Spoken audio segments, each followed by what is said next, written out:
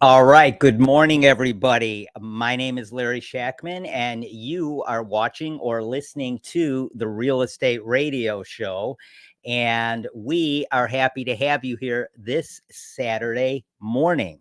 So I hope you guys are enjoying a great weekend. We've had like a run of just great weather here in Chicago Metro. It's going to continue this weekend, and hope everybody's out there taking advantage of it. It's crazy. I've been a real estate broker for 25 years. I'm also a title agent and, had a very large REO business when we all went through that whole REO foreclosure meltdown, 2008 through 2017 or so.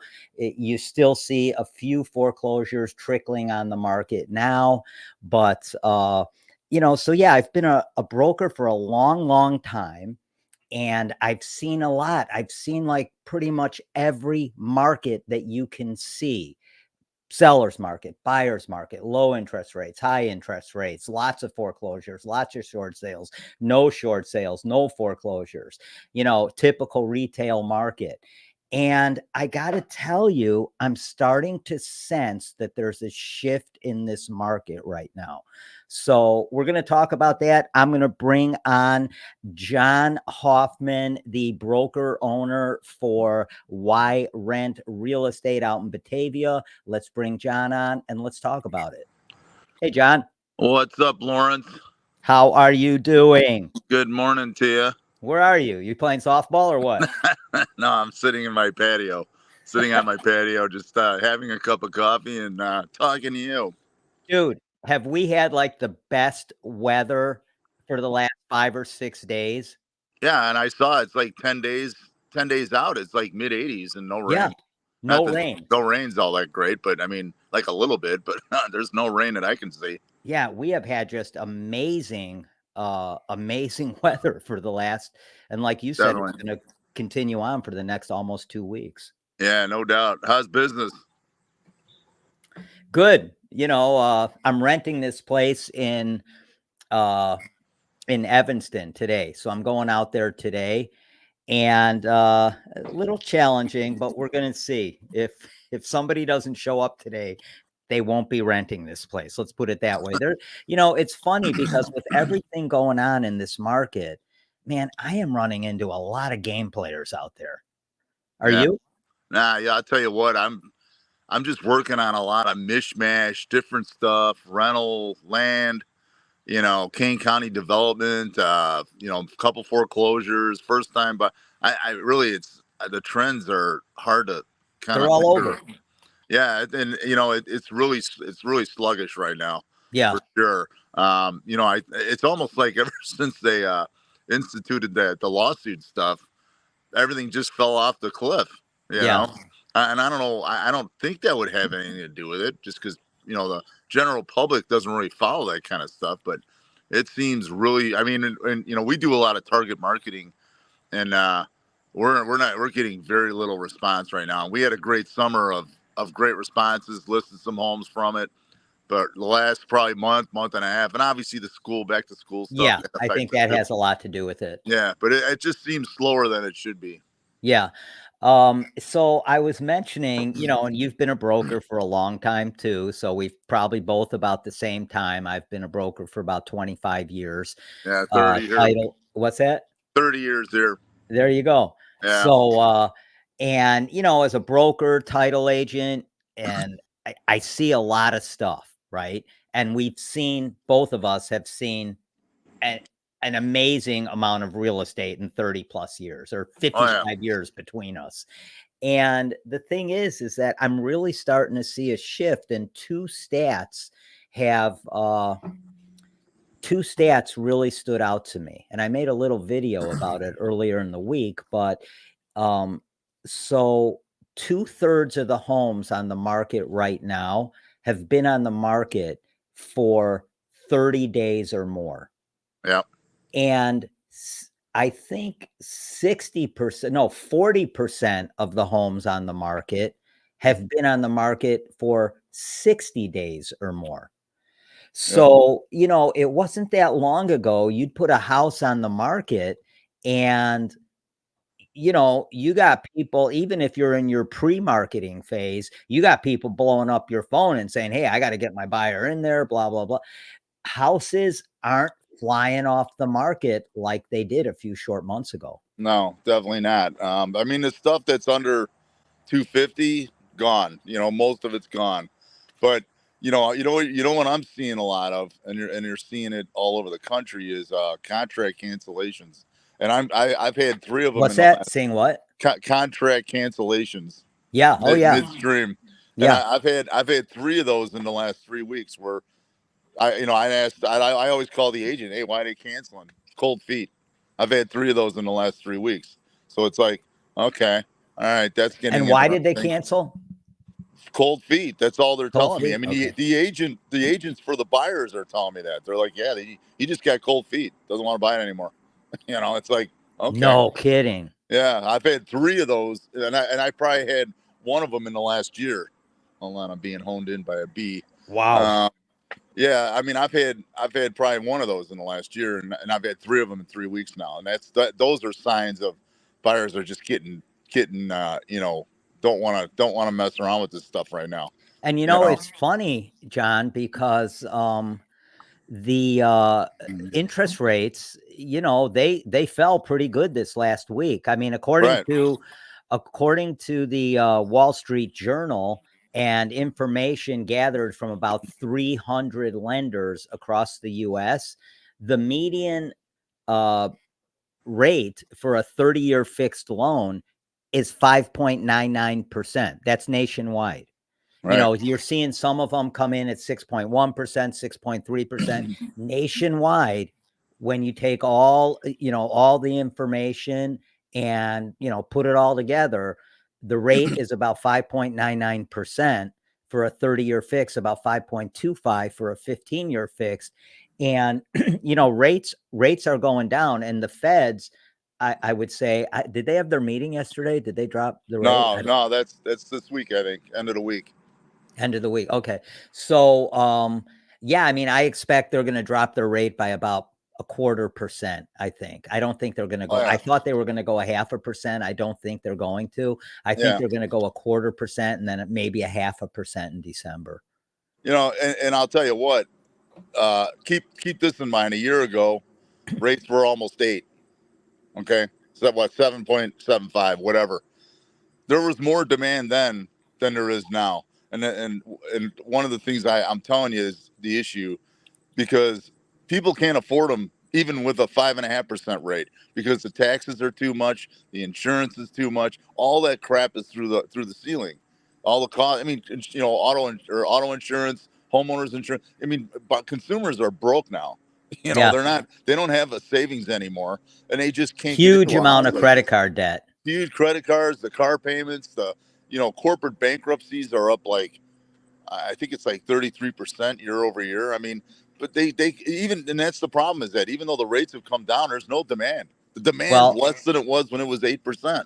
Yeah, John, I think you hit on a great point, because and this is my opinion as well, and I think you'll probably agree with me on this. You just kind of did. So regardless of where the rates are, as long as inventory is so low and it's still being, there's still downward pressure on inventory. We're still short about 2.8 million homes on the market right now. So as long as inventory is low, it doesn't really matter what the interest rate is because the prices are not going down as long as inventory is low. So affordability, which is what you just pointed out, is a huge problem. Right. 2 years ago, they'd bid it up. They'd bid it over. No problem. Because we got money. We got stimmy. We got stimulus. We got PPP loans. We got, whatever they need. People had money. They don't have money anymore. So it's like, well, I don't know if I should be buying something right now when I really can't afford it. That's what I'm seeing. And I'll tell you what I did. I posted this on my YouTube the other day, a couple weeks ago. I looked at Kane County, DuPage County, and Kane County year over year. So 1 year. Okay. The inventory was down 40% from a year ago. Those 3 counties down over a year, down 40%. Okay. And what was interesting, though, the most interesting thing I saw was that the prices, like from 600 and lower, year over year, were down. It probably even less than that, like I think it was about 480. Those prices were down like 20, 30%, 40%. Mm-hmm. And the only things that held their value were the higher end ones. And to me, that's what's keeping these values higher. That's why you are always seeing, values are up again 0.2%. And that's because the people with money, they're putting it in real estate because because of all this inflation and all that. They don't want their dollars to be useless. Yeah, investor activity is definitely up right now. Yeah. I think that's going to continue. Yep. But yeah, I think affordability is the main problem here because totally. Listen, your interest rate, let's say we're at 5%, 5.5%. That's great. But if there's so little inventory on the market that it's driving prices up, it's going to put people in a tough position as far as affordability goes. Right. And I think that's why people aren't moving. Interest rates, whatever they are, if there's no inventory on the market for them to find a home to move into, and they're paying just as much or more to live in the same house that they're living in right now, they're actually going to pay more, because if they're sitting on a 3% interest rate and they're moving into even a 6% interest rate, you are, if you're buying more house, you're doubling down. Yeah. And I think a lot of people are still having second thoughts about all that. Yep. And are for sure. For sure. Yeah. And I'll tell you what, you don't hear about it because it's not around here, but look at the markets in the South, in Texas, Austin, Florida, Tampa. Some of the inventory is up double over the last year and a half. Oh yeah. And it's sitting, dude. It's sitting. It's not like, oh, the inventory is up. Great. More deals for buyers. Nobody's buying this stuff. So dude, I'm going to tell you something right now. Florida's market is melting down right now. Right. Florida's market, and Texas too. But Texas Florida specifically is like, they have a glut of inventory on the market. Just in the last year. Just in the last year. Just in the last about 8-10 months. Right. And that's, and if you, for those who forget, it's like, that's the same thing that happened in 2008. It started melting down in the South, and it worked all the speculative areas. That's where these crashes all start. And I'm not saying, oh, we're going to crash next week, but it's all got the same fingerprints. Yeah. It's starting in the South, and that's going to work its way up. Yeah, no doubt about it. As a matter of fact, while we're on the subject of affordability, according to the latest housing forecast from Fannie Mae, somebody you and me are both familiar with. I know her. Right. We know her. So according to the latest housing forecast from Fannie Mae, home price growth is expected to, and I'm just taking a look at this because I want to make sure I get this right.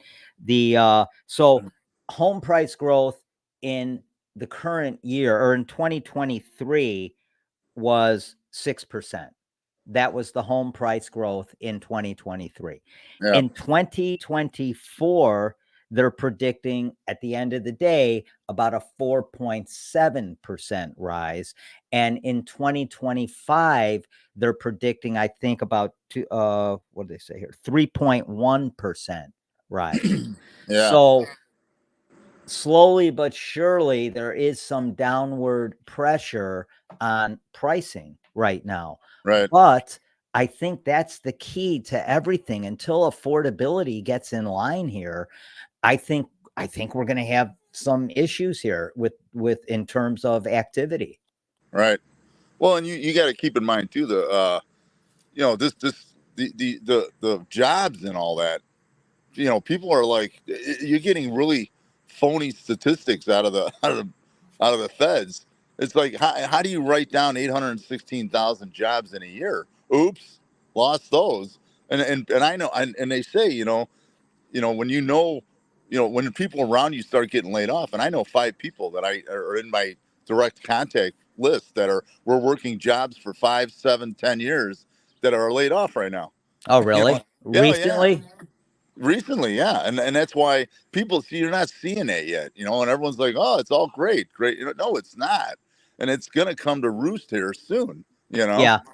There And was that adjustment, and, the good thing is when there's an adjustment, at least they tell us there's an adjustment. If they really wanted to be sneaky about it, they just wouldn't tell us, right? And they well, would keep just keep in mind though, they adjust them down every month, but you yeah, don't hear about that. right. Every I think it's like 13 out of 17 months, the last 17 months, they've been adjusted down. It's like, well, what the hell am I reading? Why Yeah. even come out with it in the first place?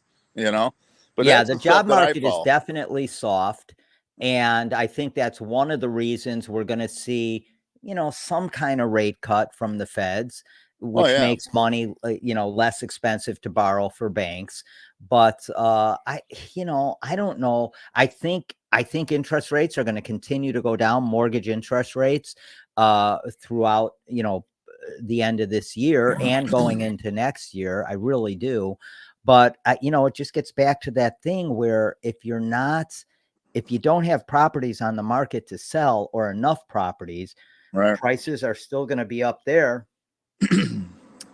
and it's going to put people in a trick bag for affordability. They're not going to be able to afford to move. It's just that They're simple. not.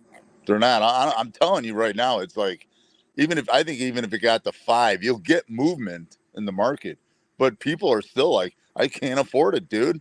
I got no Yeah. money, you know, and that's the problem with it right now is people are out of money, and there are those $800 truck payments that they got when they got stimulus. Well, those are catching up to them right now. Man, I know people that are walking around with $1,000 a month car payments, Yep. and I'm like, dude, I am not paying 1,000 or 1,500. I No. just went to look for a new car, and the car I wanted would have cost me, with what I was going to put down and everything, was going to cost me about $1,600 a month. And I'm like, no, Okay. I'll buy a condo. I know. At least you can't drive it, but at least you can sleep in it more Yeah, are you comfortably. kidding me? I can rent my condo out. I can't rent my Right. car out, my Yeah. new car. It is. So That's yeah, that's the stuff that's killing them now, and that's why they can't buy. so It's let just me ask you something. We talked about how houses are lingering on the market now, right? More so than they were. I mean, right. some houses are Correct. still flying off the Right. market. I just had a house in Buffalo Grove sell in our pre-marketing stage before we actually came officially on the MLS. While we were in the PLN, we sold for, I can't say for how much, but we were listed at $800,000. We're closing the 24th, and that sold before it ever hit the market Right. with a sight unseen offer. And then, of course, we let her see it, but with a sight unseen offer, that's how bad they want it. So my point is, there are houses out there that are still very sought after and are still flying off the market. But on the Right. whole, 2/3 of the properties out there right now have been on the market for 30 days or longer, and about 40% of the properties have been on the market for 60 days or longer. So what do you do when you have a seller and the property's been, lingering on the market? What do you tell that seller in terms of what they can do to get some action on their property? Well, I mean, I've always kind of handled it like I always tell listings, and the listings I have, I always tell them it's like, look, you can't go stale. You can't just sit there for 3 months at the same price. I always tell them like really a couple to 3 weeks is really the longest you want to sit there and not have any offers. Because man, you get the 3 months and then you're going to get hammered on price, just because that's the mentality of the buyer. But yeah, you gotta get them up front with that. I always tell them up front. I'm like, look, this is the game plan. We're going to list it, and and I really in the first 2-3 weeks I want to know how many showings they get and what's the feedback, and then you can work it from there. But yeah, it's that's the problem in this market right now is, a lot of these sellers are like, oh, I want this and I want that. And it's like, well, you may not get all that now, Yeah. I, yeah, I agree with that. You got to be prepared. You got to have a game plan. You got to be prepared to I tell all my sellers, going in that I'm a little different. I don't tell them to drop the price in 2 weeks. I tell them we're going to see what happens in the first 30 days because Right. I really drill down price with them before we list. I Right. let them know You got to get it up exactly. front. Yeah. Yeah, how are you going to get as many eyes on this property as possible? Right. But if we're not under contract in 30 days, it is really important that we have another discussion about price because Absolutely. the longer you linger on the market, the farther away you get from your list price. It's Right. as simple as that.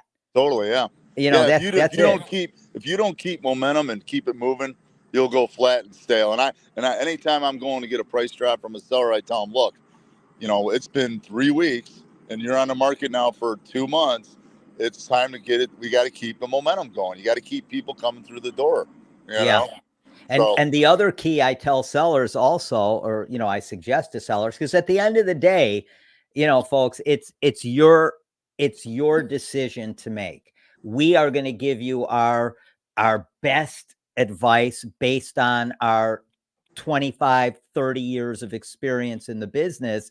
But at the end of the day, it's your choice and your decision what you're going to adjust the price to, what you're going to come on the market at. It's your decision. So I tell all my sellers, if we're going to adjust the price, you got to adjust it by at least 5%.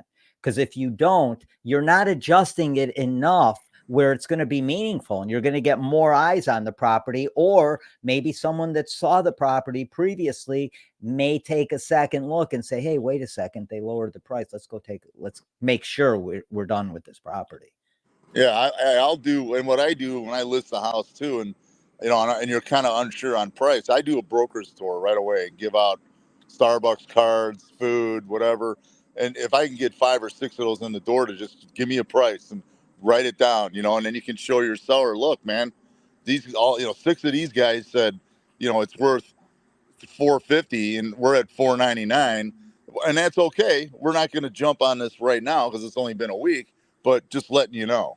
How successful are those broker open houses? They're good. Those are really good. I mean, it's gotten harder to get people in the door just because I think most of these agents just don't want to work anymore. Oh, it's kind of sad. I'm in this industry and most of these guys they're not, you can't even get them on their phone.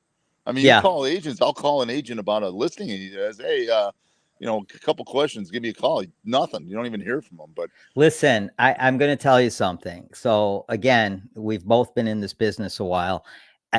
I have to tell you, the agents that I'm dealing with can be really frustrating. And I don't mean to sit here and bash on our industry or anything, but me neither. I have to tell you that it really, it's kind of rough because, you get people, like you said, they don't call you back. They don't answer their phone.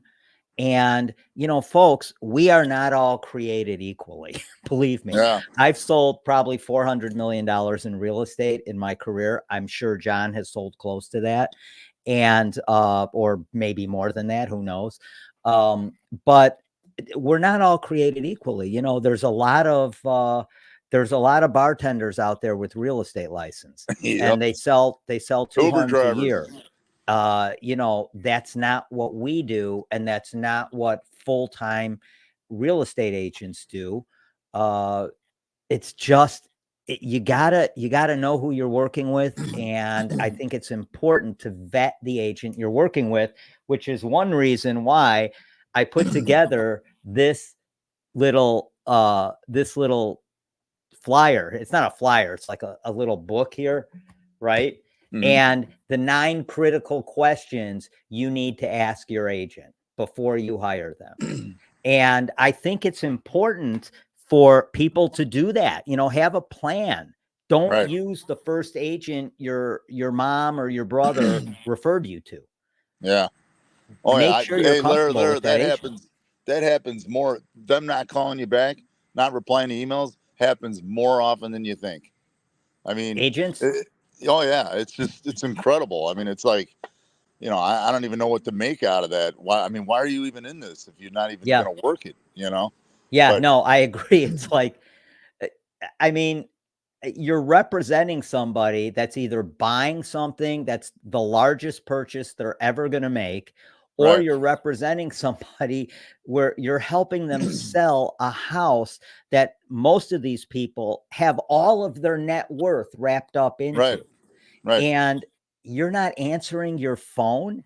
I mean, this is right. why we get such a bad rap. Absolutely. And honestly, it's like that whole lawsuit deal. It's like it wasn't even about we make too much money. It has nothing to do with that. I mean, the commissions have always been negotiable. Yeah. I've read articles where it's like, oh, the 6% commission's now over with. It's like it hasn't been 6% in 15 years around What a here. joke. And Yeah, but I don't know anybody that charges 6% commit. Very few people. right.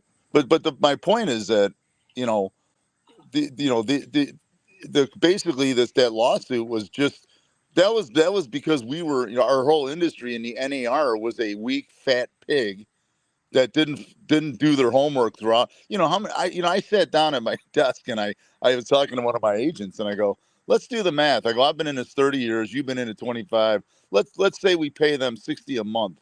I think it came out to like 18 grand I've given NAR. And I sit there and I think to myself, what have I gotten from them? Nothing. Absolutely nothing. Dude, Well, there's what a the stupid realtor logo? yeah, I mean, that's my problem with that lawsuit was not about the money. It's not about what we charge. It's the fact that, they caught us with basically NAR being a crappy organization that wasn't doing their homework. They had their own internal lawsuits going on. That's why that whole thing went down. And then they settled. 100%. They settled. They didn't even go to bat to get the thing wiped away. That's I mean the average realtor's income's like what, 65,000? How is that Less. The overpriced? average realtor makes under 50 grand a Under year. under 50, whatever it is. It's like, no, it's like that. I mean, that was not about money, but on the surface, the perception is it's about money that we overcharge them. No, it's because the NAR was weak and feeble, and Yeah. got caught with their pants down, and they just settled. Oh, well, Yeah. we need to, whatever. It's such a joke, and I'm Yeah, just the hoping. NAR, in my opinion, has really let the real estate industry down and agents down, and they only Absolutely exist because of us. right, Here's the thing here's my biggest complaint against the NAR.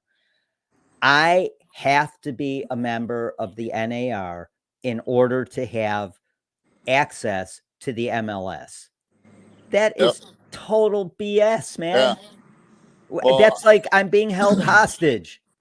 hey, I'll tell you what I'm seeing too is that MLS doesn't have the the foothold that it had before, because a lot of these investors and that they're selling on Zillow. They're just doing it on their own, and 100%. yeah, I mean the MLS is kind of losing its luster, and that's why I don't know. The NAR is just, I don't know what their next move is, but they think everything's going to be just fine. Like, oh, we settled, we're good. It's like, no, this isn't good. You settled Well, this. there's another association that started up out there. I saw that Yeah. AAREA or whatever. Yeah, I Yeah, would suggest everybody goes and joins that organization. It's like $20 to join, or if you want to join as a I forget what they call it, a legacy member, then you could pay 1,500 and you're in forever.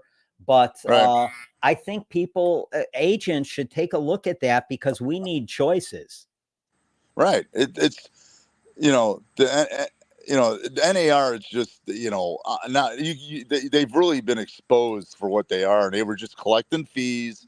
Oh, we'll throw the NAR, the what do you call it? Their big party they had. My agents all went to it like 2 years ago out in San Diego. Pay big money to go see a band play and whatever. And it's like, Oh, please. I mean that's all they did. They I'll didn't. What make else my did own they do? party. They didn't lobby for us. I mean, all I did was pay them money. I mean, I literally paid them like 18 grand over my 30-year career. For what? Yeah. You know? And Hey, I'm I'm going one to share an guy. article with you real quick before I let you go. I got to show this to you Yeah. because give me 1 second here.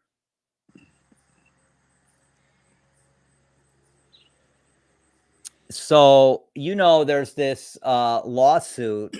I mean, like the NAR, I think there's like 14 lawsuits they're dealing with now. But here's a lawsuit. A former employee of the NAR, NAR accuser outlines new details in lawsuit alleging retaliation. And what this really is about is an employee that worked there who she says was allegedly sexually harassed. And then when she brought it to her boss at the NAR, she was fired. Of course. Yeah, and her name is her last name is Sheth. I don't know what her first name is. There she is there. Roshani Sheth. And she said, yeah, she was sexually harassed, allegedly, and it's in court now. And when she brought it to her boss ended up ignoring her. She ended up losing her job, and she is now going after the NAR. And Good for her. What this speaks to me is kind of what you were talking about. It's like a frat party over there. It is. It is. They've done nothing substantial. And I mean, think back, Larry, all the years we've been doing this. When do you ever remember? And what kills me is up until the last, whatever, 8 months to a year, I never got emails from them saying, hey, here's what we're doing for you. Hey, you ever notice now you get 3 a week? Hey, John, NAR here. Just letting you know, hey, we're here to help you with this transition with this new blah, blah, blah. It's like, where were you guys for the other 17 years? Yeah. Where were you guys? I never got shit from them. I mean, I remember I didn't even know where to go pay them. When I had to pay them for whatever that special, that yearly, whatever it was. It's like, there's not even any help. I mean, there was nothing. They did nothing. Well, why buyer's agents get such a bad rap, because the NAR has never really gone out there with any kind of campaign and told people how much work buyer's agents do. Right. I mean, they do an enormous amount of work. Right. They think that's the problem with all this BS, is that they think that we sit on our couches and make 6%. And it's like, no, dude. You know how many times we've had buyers or sellers that you didn't get them a house and they go, yeah, we're just going to rent, John. Yeah, exactly. That's what just happened to me with this Evanston deal. Right. And that's, 4 months worth of work in this era, a couple $100 in gas and no money in your pocket. We can't call in sick and get a check on Friday. Yeah. It happens all the time, right? It happens all the time. And that's why that whole NAR thing was just what a fiasco. I mean, I'd like to see that whole NAR just collapse. And I guarantee you they're not feeling real confident right now about their future. The problem is, John, they are so flush with cash. Right. They have so much money. Right. That totally. it's hard for another association to break into that whole thing. And that's why they settled, because they didn't want to lose all their cash. Yeah. That's really why they did that. They just go, here, we'll give you all this. And that way there's still something left for us to keep. And then we'll all move on. And, and you get these emails that are like, oh, we're here to help you transition into this new, oh, you mean this bullshit that you started? Yeah. The whole thing that you started because you didn't preempt it with any, letting people know what we do. Right. It's insane. Yeah, dude, I'm telling you, man, it's like, if I could get at them alone in a room, we beat the crap out of that place. Because I'll tell you, this is just laughable. Listen, let me tell you something. Pretty much every realtor out here feels the same way. And it's not because, listen, I'm still doing business. You're still doing business. Everything's moving along. But the reality of it is there a horrible shepherd of this industry. That's my opinion. The NAR is a horrible shepherd of this industry, and just letting people know what realtors do. That's their job. What else is their job? I mean, well, I don't know what they do. It's like on the lawsuit thing too. It's like, okay, the lenders are going to have something by January 1st where we can roll it into their, the closing costs. Okay. And they're like, as long as it appraises out. Well, what happens if it doesn't? And it's like, so then what? So now this buyer can't, it creates more of a mess than it does solving problems. Yeah. You know what I mean? Hey, check this out. Check this out. Okay. So I'm putting this house on the market in Elsa, and it's going to be somewhere around $400,000. Nice house, nice little bungalow, 3-bedroom, 2-bath, really nice little bungalow. And I think it's going to sell pretty quick. The seller does not initially said to me they don't want to offer any type of buyer concession so that the buyer can pay their thing. And I said, well, I totally understand. I get it. It's a new world now, right? But here's what I would suggest you do. Rather than saying, I'm not going to pay any buyer agency commission, you're on your own, you're paying it. Rather than say that, just say, I'm not offering any, but I will certainly consider any offers that come in that request a concession so that the buyer can pay their buyer agency commission. Because if you're just going to completely knock out of the, knock every offer out of the box that is coming in, including a buyer agency commission, I got to tell you, you're in trouble, because every offer that comes in is going to include that. And that's what we're doing. I mean, as my office, I told them, don't confirm it. Don't even bother confirming it with the agent. Just submit it, 3%, 2.5%, whatever the hell you're asking for. Excuse me, and just submit it. And every offer done, submit it. And having these people where if people are afraid to sign up for, that's what kills me. Is it's like, we're supposed to sign these people up as a buyer. Now all of a sudden you got to do it day one. Well, what if you go have an open house, they walk in. What if they don't want to sign up? Excuse me. What if they're like, well, I want to get comfortable with you first. And I told my agents, just do it house by house. Let's just do it for you want to see this? Sign here. For this house. Boom. You want, and you could have them sign a touring agreement where and you could even make it non-exclusive. So for this house, I'm your agent. But if you want to go look at another house with another agent, go ahead and do that. It doesn't mean I'm going to continue working with you, because that's a loser for me. Right. It is. It's just, all it did was create more problems. That's all it did. It solved maybe one problem, and it makes them think now we're not conspiring to raise commissions, which is the dumbest thing ever. Let's end on a happy note, because me and you can sit here and beat it up.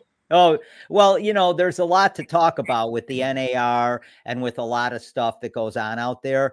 But at the end of the day, listen, we're representing buyers and sellers, like I said earlier, that are buying or selling the most expensive thing they're 9 out of 10 times that they're ever going to buy or sell. Right. So, what do you got on the market now? What do you got going on? And tell everybody what's up out there. I've got excuse me, I've got like 3 Fannies out there, Fannie Mae's foreclosures. One of them's a rehab out in Esmond, Illinois. Probably never heard of that, but that's out by DeKalb. It's called Esmond, Illinois. Like Donnie. You made that up. No, I did not. It's a town of about 12. It's out. It's at the DeKalb County, Boone County state line, or not state line, county line. Excuse me, but I got a county one. I have a county property that's where you can get assistance from the county to purchase that. Although I just did put that under contract on Friday. Good. But yeah, I mean, I've got probably about 5, 6 listings, trying to get more. But like I said, it's really, really slow right now, really sluggish. But we're always working it. We're always working on it to get it moving. So So listen, how do people, if they want to get in touch with John Hoffman at Why Rent Real Estate, how do they do that? You can give me a call, 630-601-1300. I pick up my phone 7 days a week, anytime. I know you do. 630-601-1300. Always working it. All right, man. Listen, let's have lunch next week and have a great weekend. All right, buddy. Thanks for having me on. We will talk soon. All right, man. I'll see you. Take care. See ya. I'll see you. Bye. All right, everybody. That was John Hoffman, broker owner at Why Rent Real Estate. And yeah, you know, there's a lot going on out there in the market, and just with some of the changes we've had, but not so much that it's that confusing. It really isn't. So, you know, if you're looking to buy or sell or invest, or even if you're looking to rent, give me a call, 630-921-0611. Me, one of the agents we have on our team over at Lux Group, LPT Realty, we're going to help you. We're going to help you maneuver through this whole, you know, crazy new real estate market. It's not that new. There's a couple basic changes that happened, but nothing that isn't going to stop you from achieving your goals in real estate if you're working with the right agent. And one of the ways you can make sure you do that is, like, I've taken the time to put together this active marketing plan. And the reason I did this is because I want people to see exactly how we are going to market your property. And we want to put that in writing. We want to show you how this works, how we pre-market your property, how we, you know, really drum up a lot of enthusiasm before your home is ever on the market, a lot of anticipation of your house coming on the market. And this active marketing plan explains that. So if you guys are interested in getting a copy of this, just give me a call, 630-921-0611, or you can even text marketing plan to 630-921-0611. And I'm going to get you either a digital copy of this or a hard copy of this. And we're going to show you exactly how we're going to market your home, how we're going to sell your home, get you absolute top dollar in the least amount of time possible. And give us a call, 630-921-0611. I hope you guys have an amazing weekend. Take advantage of this great weather. And we are going to see you next week on the Real Estate Radio Show at 9 o'clock on Saturday. We have a great guest coming up next week, and we'll look forward to seeing you. Have a great weekend, guys, and go sailing, or go to a baseball game or something. All right, you guys, we will see you later, and thanks for joining us. Thanks for joining us on Real Estate Radio with your host, Larry Shakman, the real estate therapist and top producing broker. Now, go to trustedagentUSA.com and save thousands when you sell, buy, or invest. Illinois license number 475-145-795. Tune in next week for the ultimate real estate radio experience.